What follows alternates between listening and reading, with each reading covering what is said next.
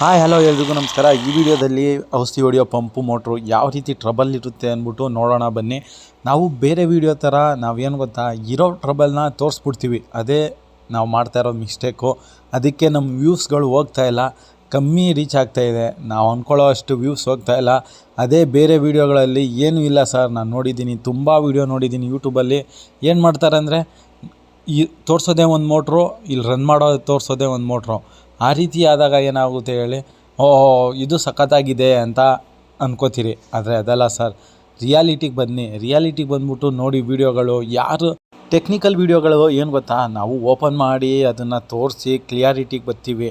ಆದರೆ ಬೇರೆಯವ್ರು ಆ ರೀತಿ ಮಾಡಲ್ಲ.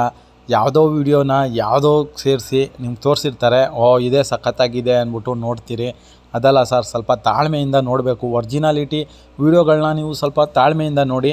ಈ ಮೋಟ್ರು ಬಂದಿರೋದು ನಮ್ಮ ಫ್ರೆಂಡು ನಾನು ಒಂದು ಪಂಪು ಮಿಷಿನ್ದು ವೈರ್ ಕಟ್ಟಾಗಿತ್ತು, ಅದನ್ನು ನಾನು ರೆಡಿ ಮಾಡಿ ಕೊಟ್ಟಿದ್ದೆ.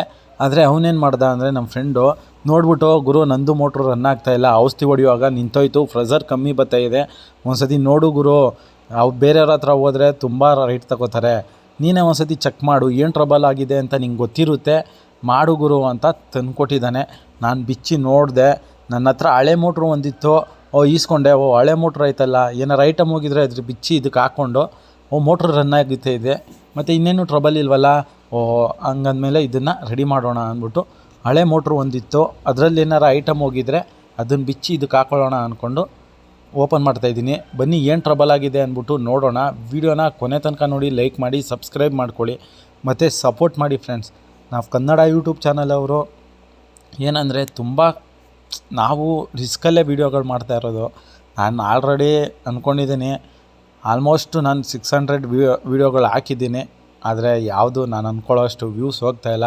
ಯೂಟ್ಯೂಬ್ ವೀಡಿಯೋಗಳು ಬಿಟ್ಬಿಟ್ಟು ಕೆಲಸದ ಕಡೆ ಗಮನ ಕೊಡೋಣ ಅಂದ್ಕೊಂಡು ಡಿಪೆಂಡಬಲ್ ಆಗ್ತಾಯಿದ್ದೀನಿ. ಯಾಕಂದರೆ ನಾವು ಸುಮ್ಮನೆ ಯೂಟ್ಯೂಬ್ಗೆ ವೀಡಿಯೋ ಅಪ್ಲೋಡ್ ಮಾಡಬೇಕಂದ್ರೆ ಸುಮಾರು 2 ಅವರಿಂದ 3 ಅವರ್ ವೇಸ್ಟ್ ಆಗುತ್ತೆ. ನಾವು ನೈಟ್ ಬಂದು ಕೆಲಸ ಮಾಡ್ಕೊಬಂದು ನಾವು ವೀಡಿಯೋನ ಅಪ್ಲೋಡ್ ಮಾಡೋದಕ್ಕೆ ಆಗಲ್ಲ. ಅದಕ್ಕೆ ಸ್ವಲ್ಪ ಸ್ಟಾಪ್ ಮಾಡ್ತೀನಿ ಒಂದು ಸ್ವಲ್ಪ ದಿನ. ನಾನು ಅಂದ್ಕೊಳ್ಳೋ ಅಷ್ಟು ವ್ಯೂಸ್ ಹೋಗ್ತಾಯಿಲ್ಲ. ಎಲ್ಲ ಒರ್ಜಿನಾಲಿಟಿ ವೀಡಿಯೋಗಳೇ, ಆದರೆ ಸ್ವಲ್ಪ ಕ್ಲಿಯರಾಗಿ ವೀಡಿಯೋ ಮಾಡ್ತಾ ಇಲ್ವೇನೋ, ಅದೊಂದು ಪ್ರಾಬ್ಲಮ್ ಆಗ್ತಾಯಿದೆ. ಸರ್, ಕಸ್ಟಮರು ನಮ್ಮ ವೀಡಿಯೋ ನೋಡ್ಬಿಟ್ಟು, ಸರ್ ನೀವು ಡೀಟೇಲಾಗಿ ಎಲ್ಲ ಕ್ಲಿಯರಾಗಿ ಹೇಳ್ತೀರಿ, ಆದ್ರೂ ನಿಮ್ಮ ವೀಡಿಯೋಗಳು ವ್ಯೂಸ್ ಯಾಕೆ ಹೋಗ್ತಾಯಿಲ್ಲ ಸರ್ ಅಂತ ಕೇಳಿದ್ರು. ಸರ್ ಗೊತ್ತಿಲ್ಲ ಸರ್, ನಾನು ಯೂಟ್ಯೂಬ್ ಓಪನ್ ಮಾಡಿ 1 ವರ್ಷ ಆಗಿದೆ. 1 ವರ್ಷದಲ್ಲಿ 2,000 ಕಂಪ್ಲೀಟ್ ಮಾಡಿದ್ದೀನಿ ಅಷ್ಟೇ. ಆದರೂ ಎಷ್ಟು ವೀಡಿಯೋ ಹಾಕಿದ್ದೀನಿ ಹೇಳಿ, 600 ವೀಡಿಯೋ ಹಾಕಿದ್ದೀನಿ. ಎಲ್ಲ ಚೆನ್ನಾಗಿದೆ, ಆದರೆ ಯಾಕೆ ಲೈಕ್ ಆಗ್ತಾಯಿಲ್ಲ ಗೊತ್ತಿಲ್ಲ. ಮತ್ತು ಇನ್ನೊಂದು, ನಾನು ವೀಡಿಯೋ ಮಾಡಿರೋದು ಹಿಂದಿ ಲ್ಯಾಂಗ್ವೇಜಲ್ಲಿ ವೀಡಿಯೋ ಮಾಡಿರೋದೆಲ್ಲ ಎಷ್ಟು ವ್ಯೂಸ್ ಹೋಗ್ತಾಯಿದೆ ಅಂದರೆ, ಸರ್ 3 ತಿಂಗಳು 4 ತಿಂಗಳಾಗಿದೆ. ಸಿಂಪಲಾಗಿ ನಮ್ಮಷ್ಟು ಮಾಡಿಲ್ಲ ಸರ್ ಅವರು, ಸಿಂಪಲಾಗಿ ಮಾಡಿರ್ತಾರೆ. ಆದರೆ ಹಿಂದಿ ವ್ಯೂಸ್ಗಳು ಜಾಸ್ತಿ ಹೋಗುತ್ತೆ, ಕನ್ನಡ ವ್ಯೂಸ್ಗಳು ಜಾಸ್ತಿ ಹೋಗಲ್ಲ. ಅದಕ್ಕೆ ಸ್ವಲ್ಪ ಸ್ಟಾಪ್ ಮಾಡ್ತೀನಿ. ಸುಮ್ಮನೆ ಇದ್ರ ಬಗ್ಗೆನೇ ತಲೆ ಕೆಡಿಸ್ಕೊಂಡಿದ್ರೆ ಕೆಲಸಗಳಾಗಲ್ಲ. ಅದಕ್ಕೆ ಈ ವಿಡಿಯೋನ ನೋಡಿ ಕೊನೆ ತನಕ, ಚೆನ್ನಾಗಿರುತ್ತೆ ಮತ್ತು ನಿಮಗೆ ಇಂಟ್ರೆಸ್ಟಾಗೂ ಇರುತ್ತೆ. ನೀವು ಈ ಪಂಪ್ಗಳನ್ನ ಓಪನ್ ಮಾಡಿಬಿಟ್ಟು ರೀಫಿಟ್ಟಿಂಗ್ ಮಾಡೋಕ್ಕೂ ಈಸಿ ಆಗುತ್ತೆ. ಮತ್ತು ಇನ್ನೊಂದೇನೆಂದರೆ, ಈ ಮೋಟ್ರುಗಳಲ್ಲಿ ಪ್ರಾಬ್ಲಮ್ಗಳು ತುಂಬ ಇರುತ್ತೆ. ನಾನು ಮುಂದೆ ತಿಳಿಸ್ಕೊಡ್ತಾ ಹೋಗ್ತೀನಿ. ಈ ಮೋಟ್ರು ರಿಪೇರಿ ಮಾಡೋದು ನಮ್ಗೆ ಗೊತ್ತು, ನಾನು ತುಂಬ ವರ್ಷದ ಹಿಂದೆಯೇ ಕಲ್ತಿದ್ದೆ, ರಿಪೇರಿನೂ ಮಾಡ್ತಾಯಿದ್ದೆ. ಆದರೆ ಇವೆಲ್ಲ ನಾವು ದೊಡ್ಡ ಮೋಟ್ರು ಮಾಡ್ತೀವಲ್ವ, ಈ ಚಿಕ್ಕ ಮೋಟ್ರಿಗೆಲ್ಲ ತಲೆ ಕೆಡಿಸ್ಕೊಂಡು ಮಾಡೋಕ್ಕಾಗಲ್ಲ ಅಂದ್ಬಿಟ್ಟು ಸ್ಟಾಪ್ ಮಾಡಿದ್ದೀವಿ.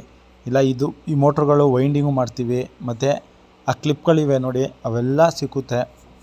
ಮುಂದಿನ ವೀಡಿಯೋಗಳಲ್ಲಿ ತಿಳಿಸ್ಕೊಡ್ತಾ ಹೋಗ್ತೀನಿ. ಇದು ಜಾಸ್ತಿ ವ್ಯೂಸ್ ಬತ್ತು ಅಂದರೆ ಮಾತ್ರ. ಸುಮ್ಮನೆ ನಾವು ವೀಡಿಯೋ ಮಾಡಿ ಟೈಮ್ ವೇಸ್ಟ್ ಮಾಡ್ತಾಯಿದ್ದೀನಿ ಅನಿಸುತ್ತೆ. ಅದಕ್ಕೆ ಸರ್, ಈ ಮೋಟ್ರು ಪ್ರಾಬ್ಲಮ್ಮು, ನಾನು ಇದು ತುಂಬ ಲಾಂಗ್ ವೀಡಿಯೋ ಮಾಡಿದ್ದೀನಿ. ಯಾಕಂದರೆ ತುಂಬ ಲಾಂಗ್ ವೀಡಿಯೋ ಆಗಿರೋದಂದರೆ, ನಾವು ಓಪನ್ ಮಾಡಿ ಕ್ಲೀನಾಗಿ ರೀಪಿಟಿಂಗ್ ಮಾಡಬೇಕು. ಅದನ್ನೆಲ್ಲ ನಾವು ಕ್ಲಿಯರಾಗಿ ತೋರಿಸ್ಬೇಕು ನಿಮಗೆ. ಸುಮ್ಮನೆ ನಾವು ಅರಬೇರಿಕೆ ಮಾಡಿಬಿಟ್ಟು, ಲಾಕ್ ಮಾಡಿಬಿಟ್ಟು, ಸ್ವಲ್ಪ ಮೂವ್ ಮಾಡಿಬಿಟ್ಟು ಹಂಗೆಲ್ಲ ಮಾಡಿದ್ರೆ ನಿಮ್ಗೆ ಅರ್ಥ ಆಗೋಲ್ಲ ವೀಡಿಯೋನ. ಅದಕ್ಕೆ ಸ್ವಲ್ಪ ಲಾಂಗ್ ವೀಡಿಯೋಗಳೇ ಮಾಡ್ತೀನಿ.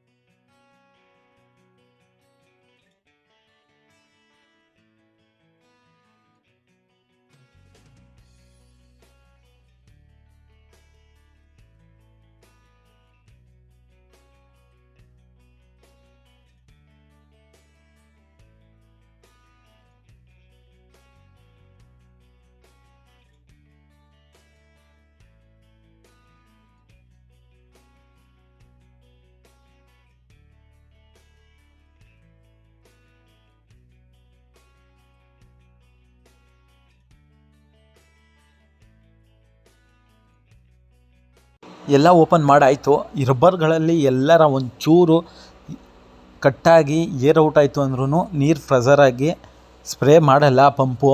ಅದಕ್ಕೆ ಇದೆಲ್ಲ ಥರ ಎಲ್ಲ ಚೆಕ್ ಮಾಡಿದೆ. ಆಮೇಲೆ ಗೊತ್ತಾಗಿದ್ದು ಏನಂದರೆ, ಆ ವೈಬ್ರೇಟ್ರು ಮೋಟ್ರ್ ಹತ್ರ ಒಂದು ಕ್ಲಾಂಪ್ ಬರುತ್ತೆ. ಆ ಕ್ಲಾಂಪಲ್ಲಿ ಏನಾಗಿದೆ ಅಂದರೆ ಗ್ರೂ ಆಗೋಗಿದೆ. ಆ ಮೋಟ್ರು ತಿರ್ಗೋ ಫಾಸ್ಟಲ್ಲಿ ಆ ಕ್ಲಾಂಪು ಆ ಬೇರಿಂಗ್ ಮೇಲೆ ಕುಂತ್ಕೊಂಡು ತಿರುಗ್ತಾ ಇರಲಿಲ್ಲ. ಅದಕ್ಕೆ ಬೇರೆ ಕ್ಲಾಂಪು, ನಾನು ಹೇಳ್ದಾಗೆ ಬೇರೆ ಮೋಟ್ರು ನನ್ನ ಹತ್ರ ಹಳೇದಿತ್ತು ಅಂತ ಹೇಳಿದೆ. ಅದೇ ಹಾಗೆ ಅದರಲ್ಲಿ ಬಿಚ್ಚಿ ಇದಕ್ಕೆ ಹಾಕಿದೆ, ಸರೋಯಿತು. ಮತ್ತು ಏನು ಪ್ರಾಬ್ಲಮ್ ಇಲ್ಲ ನೋಡಿ. ಅದೇ ಗ್ರೂ ಆಗೋಗಿರೋದು.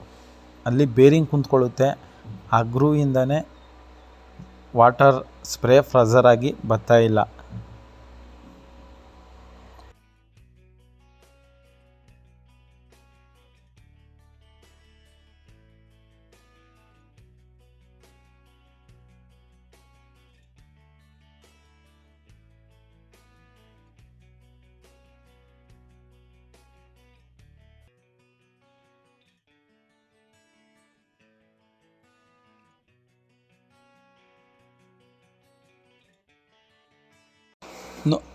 ನಾನು ಮೊದಲೇ ಹೇಳ್ದಾಗೆ ನೋಡಿ, ಆ ಕ್ಲಾಂಪಲ್ಲಿ ಯಾವ ರೀತಿ ಗ್ರೂ ಬಿದ್ದೋಗಿದೆ ಅಂದ್ಬಿಟ್ಟು. ಆ ರೀತಿ ಗ್ರೂ ಆದಾಗ ಏನಾಗುತ್ತೆ ಅಂದರೆ, ಬರೀ ಆ ಮೋಟ್ರು ಫ್ರೆಝರ್ಗೆ ಅದು ವೈಬ್ರೇಟ್ ಮಾಡುತ್ತೆ. ಆ ಮೋಟ್ರು ವೈಬ್ರೇಟ್ ಮಾಡುವಾಗ ಆ ಕ್ಲಾಂಪ್ಗೆ ಕರೆಕ್ಟಾಗಿ ವೈಬ್ರೇಟ್ಸನ್ ಆಗಿಲ್ಲ ಅಂದರೆ ನೀರು ಫ್ರೆಝರು ಕಮ್ಮಿ ಬರುತ್ತೆ. ನೋಡಿದ್ರೆ ಸ್ಪ್ರೇ ಎಷ್ಟು ಕಮ್ಮಿ ಬರುತ್ತೆ ಅಂದ್ಬಿಟ್ಟು ಈ ವಿಡಿಯೋದಲ್ಲಿ ಡೀಟೇಲಾಗಿ ಐತೆ. ನೋಡಿದ್ರೆ ನಿಮ್ಗೆ ಗೊತ್ತಾಗುತ್ತೆ. ನೀವೇನು ಮಾಡ್ತೀರ ಅಂದರೆ ಸ್ಕಿಪ್ ಮಾಡ್ಕೊಂಡು ನೋಡ್ತಾ ಇರ್ತೀರಿ. ಆವಾಗ ನಿಮಗೆ ಗೊತ್ತಾಗಲ್ಲ ಅಷ್ಟೇ. ನೋಡಿ ಆ ಕ್ಲಾಂಪು ಎಷ್ಟು ಚೆನ್ನಾಗಿದೆ ಅಂದ್ಬಿಟ್ಟು ಅದನ್ನೇ ಫಿಟ್ ಮಾಡೋಣ ಬನ್ನಿ. ಅದನ್ನು ಮಡಗ್ಬಿಟ್ಟು ಸೈಡ್ಗೆ ಈ ವಿಡಿಯೋನ ಕೊನೆ ತನಕ ನೋಡಿ, ಲೈಕ್ ಮಾಡಿ, ಸಬ್ಸ್ಕ್ರೈಬ್ ಮಾಡಿ, ಶೇರ್ ಮಾಡಿ. ಮತ್ತು ಈ ರೀತಿ ಪಂಪು ಟ್ರಬಲ್ಗಳು ತುಂಬ ಇರುತ್ತೆ, ಅದನ್ನು ತಿಳಿಸ್ಕೊಡ್ತೀನಿ. ಸಪೋರ್ಟ್ ಮಾಡಿ ಫ್ರೆಂಡ್ಸ್, ಪ್ಲೀಸ್.